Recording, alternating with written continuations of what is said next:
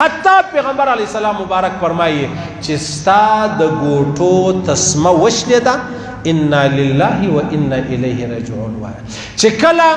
دا چراغ مړ سو بند سو ګل سو څه به وایه انا لله و انا الیه راجعون دغه تورې چې ووایې پر دې باندې الله پاک و تا ته اجرونه درکوي الله پاک د دغه مصیبت څخه ستا حفاظت فرمایي د دې په بدله کې و بیا و تا ته تر دې لا هم اعلی شی چې دی هغه درکوي صحیح سلو ام سلمه رضی الله تعالی عنها د ابو سلمه کوروالا ولا دا وایي ما د خپل خاوند سره دا حدیث واورېدی چې پیغمبر علیه السلام فرمایي کله پر چا مصیبت رالی تکلیف رالی مشقت رالی صرف دا تورې ووایه انا لله و انا الیه راجعون اللهم اجرني في مصیبتي واخلف لي منها خیرا یا الله ته د دې مصیبت په بدله کې ما ته اجر راکې او تر دې خیر راکې اللهم اجرني في مصیبتي واخلف لي خیرا منها یا الله تر دې و ما ته خیر چې دی هغه را نصیب کړي دا وایي څو عمر بعد زما خاوند وفات شو چې وفات شو ما ته د خاوند دغه حدیث را یاد و دا د مسلم حدیث دی نو خاوند چې مې وفات شو ما دا وویل چې انا لله و انا الیه راجعون اللهم اجرني في مصیبتي واخلف لي خیرا منها یا منها خیرا دا تورې مو ویل په زړه کې راوګرځېدل ما ویلې چې اوس به نو زما تر خاوند ښه سړی چیرې یې زه ډېر ورسره خوشحاله وم زما ډېر ښه ژوند و زه ډېر راضي وم نو اوس به زما تر خاوند ښه خاوند ما ته الله د کومې خوا راکوي دا وایي په دې خبره کې زما سوچ ولو خیر عیده تېره سوله چې عیده تېره سوله د ابوبکر صدیق پیغام رالی طبقات ابن سعد لیکلی دی چې زه له تا سره نکاح کول غواړم ما رد کړم نه فی الحال نه یم تیار دې خبرو ته بیا حضرت عمر فاروق رضی الله تعالی عنه ما ته پیغام د نکاح راکړي ما ویل نه یم تیار فی الحال هغه مې هم رد کړي څو ورځې بعد جناب نبی کریم مبارک صلی الله علیه وسلم د نکاح پیغام راغلی چې راغلی زه حیرانه شوم چې څنګه خبره سوله قرار ما پیغمبر علیه الصلاة والسلام مبارک ته درې خبرې کښېښولې اوله خبره مې دا کښېښوله مال یا رسول الله زه ډېره غیرتمنه یم زه بن نسم برداشتولی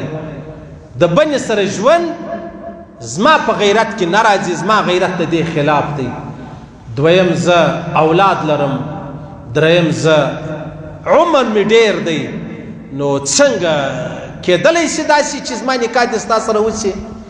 په پیغمبر علیه الصلاة والسلام مبارک بیرته حال له راواستوئ چې ستا چې کوم غیرت دی د بنو سره چې زه به ژوند نه ورسره تېروم زه به دعا درته وکړم الله پاک به ستا دا مشکل ستا دا پریشانی دا لیرې کړي بیا به ته ژوند تېرولی سي او دویمه خبره که ته وایې چې زه په عمر کې زیاته یم نو پیغمبر علیه السلام ورته وویل زه تر تا په عمر کې زیات یم او درېمه خبره دا ده که ته وایې چې زما اولاد دی نو ستا د اولاد الله او رسول چې دی هغه کفیل دی بس ام سلمه فرمایي زما نکاح د پیغمبر علیه الصلاة والسلام سره وسوله زه حیرانه پاته سوم ما ویلې د الله رسول وایي چې کله تاسو ته یو مشکل و پریشاني راله انا لله و انا الیه راجعون ووایاست بیا دا ووایه چې الله د دې مصیبت ما ته اجر راکا او یا الله پاک ما ته د دې په بدله کې ما ته بدل راکا نعم البدل چې بلل کېږي عوض یې راکا اجرونه راکا تر دې ښه راکا ول ما ته الله پاک د محمد رسول الله په صورت کې خاوند راکړي وای بیا چې کله د پیغمبر علیه السلام مبارک کوروالا بیبي زینب وفات سوله د بیبي زینب کور یې و ما ته راکړي په دغه کور کې ما د پیغمبر علیه الصلاة والسلام مبارک سره ژوند چې دی هغه تېر کړي اوس خبره دا د عزیزانو چې ابوبکر صدیق هم ام سلمې ته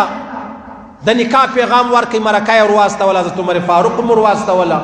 پیغمبر علیه السلام مبارک هم ورواستوله وجه څه د عزیزانو وجه دا ده چې ام سلمه ډېره په عربو کې په جاهلیت کې چې اسلام لا نور راغلی دا ډېره عقلمنده وشاره فهم او داسې وه چې دی لیکل هم زدولو ویل هم زدولو گویا دی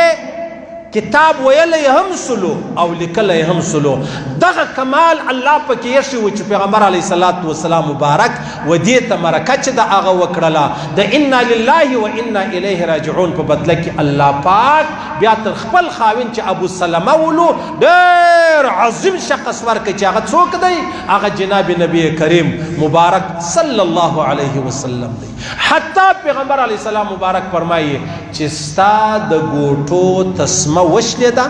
انا لله و انا الیه راجعون وایه چې کله دا چراغ مړ سو بند سو ګل سو څه به وایه انا لله و انا الیه راجعون دغه توري چې ووایې پر دې باندې الله پاک و تا ته اجرونه درکوي الله پاک د دغه مصیبت څخه ستا حفاظت فرمایي د دې په بدله کې و بیا و تا ته تر دې لا هم اعلی شی چې دی هغه درکړي صحیح سلو نو چې کله هم بیا تاسو داسې وکړئ عزیزانو دا کله چې ما بابا وفات شوی نو هغه میسیج واتساپ شی مې و نو بیا ماته ډېرو خلکو انا لله و انا الیه راجعون لیکلی و تقریبا په سلو کې 80 کسانو انا لله و انا الیه راجعون غلط لیکلی و تاسو دا شی زده کړئ اول خو هغه سټیکران شته چې هغه سړی چاله راواستوي د ځانه تورې مه لیکه کې لیکې دا آیات شریف دی آیات غلط مه لیکه څه ضرورت دی څه در پیښه ده او بل دا تورې زده کوي انا لله و انا الیه راجعون موږ د الله یو د الله و طرف ته وځو دا اسانه پښتو معنا ده دا تورې زده کوي په لیکلو کې دې زده دی خو ډېره ښه خبره ده زده یې که او بیا که دې په ویلو باندې سمې زده که بیخي ډېرو کسانو سره چې به ملاو سلو انا لله و انا الیه راجعون به ډېر غلط ووایي تاسو کوشش وکړئ ضروري نه ده لازمي نه ده چې دې لیکې او دا هم نه ده لازمي چې ته خامخا په خوله دا تورې وایې چې ستا زده نه دي ها که زده دي کې لیکلی شي پر دواړو سترګې وکړه ښه خبره ده خو لیکن دا تورې زده کوي زه ډېر حیران و ډېر هوښیار سړی به و هغه به تورې غلط لیکلي و هوښیار سړی به انا لله و انا الیه راجعون غلط وایي اورېدې ډاکټر راته ویل ډېر زبردست سنجیده پوه ډاکټر دی ولې یاره مولوي صاحب اوس په لمانځه کې ډېر پریشان سوم ټلیفون مې درکوی خو بس ټلیفون مې نه در وکوي مال څنګه خبره وه ویلې ول په لمانځه کې په سجده کې خو نو سړی سبحان ربي الاعلی وایي مال و ول ما سبحان ربي العظیم ووایي